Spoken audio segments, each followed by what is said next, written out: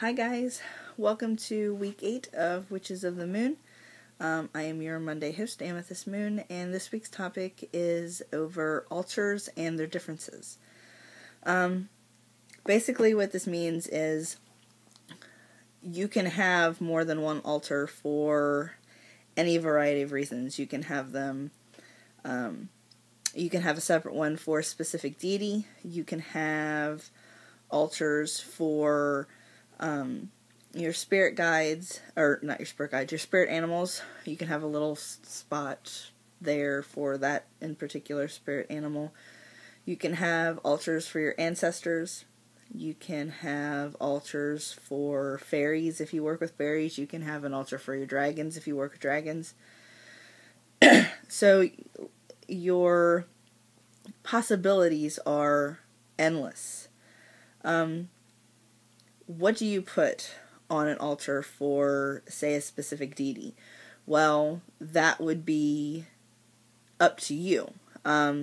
What you associate with that deity, it could be items, stones, candle colors, candles, different types of candles, shaped candles, herbs, I think I just said stones, anything that really represents to you what you're setting your altar up for.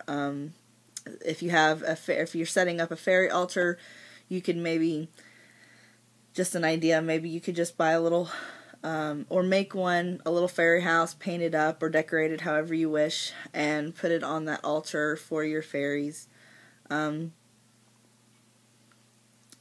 my husband likes to do for his dragon altar is, whichever one he's working with that particular day, he'll take his dragon statue that he uses and he will light a color coordinated candle near it or on the altar with it for whatever purpose he's using that dragon energy for that day. Excuse me. Excuse me. So, like I said, your possibilities are endless on what you can do. You can have just one altar, which is the main altar that you work with all the time. You can have, like I said, many altars. You can have, if you want to have a altar in your house for your goddess, or you want to have an altar in your house for your god, or both, or many different deities. I know some people do a small altar for their goddess. And then they will also do a small altar for their god. Or if you, say, work with more than one goddess, which I don't personally do, but I've seen it be done, you can have 2 altars also for both goddesses. So like I said, your possibilities are endless of what you want to do with your altars. And what you can put on them is, basically up to you, what you feel that your deity likes, or what your spirit animal likes, or what your fairies like. It's really all up to you, but what you put on the altar is completely and totally up to you, but there's so many possibilities that you can put on there, as well as having an endless possibility of different altars. So basically, is it okay to have more than one altar? Yes. I don't see anything wrong with that. I know plenty of people that do have more than one altar. So I know this is a quick video, but I also wanted to mention something else. In 3 weeks, this week and then 2 more weeks after that, we will be doing a question and answer week where you, our fans, will send us questions.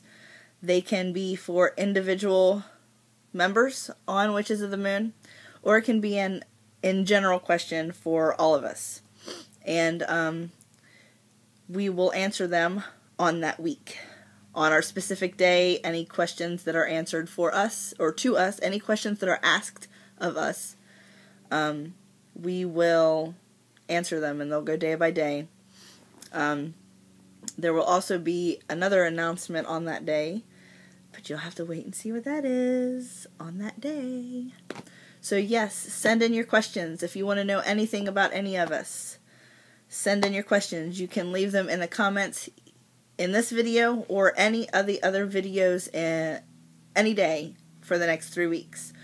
Or you can send them to our Witches of the Moon fan page on Facebook. So you can do them here on YouTube, and you can do them on Facebook at Witches of the Moon, facebook.com/Witches of the Moon. And we will get all of your answers, we will get all of your questions answered when we do our Q&A week. So send us your questions, and until next week, blessed be.